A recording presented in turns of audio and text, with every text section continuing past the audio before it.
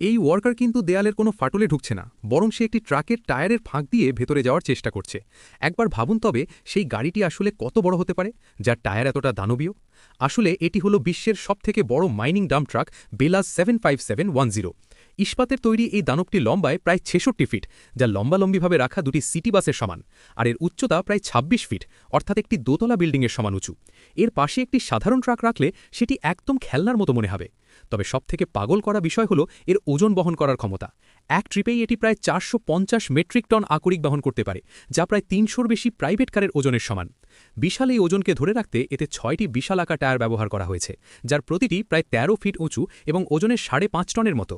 একটি টায়ার বানাতে যে পরিমাণ রাবার লাগে তা দিয়ে প্রায় ৫০০টি সাধারণ গাড়ি টায়ার তৈরি সম্ভব।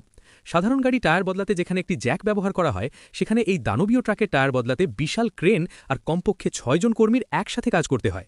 আর সবথেকে ভয়ঙ্কর বিষয় হলো এর একটি টায়ার যদি ফেটে যায়, তবে তা সারানোর খরচ দিয়ে আপনি অনায়াসেই একটি লেটেস্ট মডেলের BMW কিনে ফেলতে পারবেন, কারণ এর এক একটি টায়ারের দাম প্রায় $৭০,০০০ থেকে $১,০০,০০০ মতো।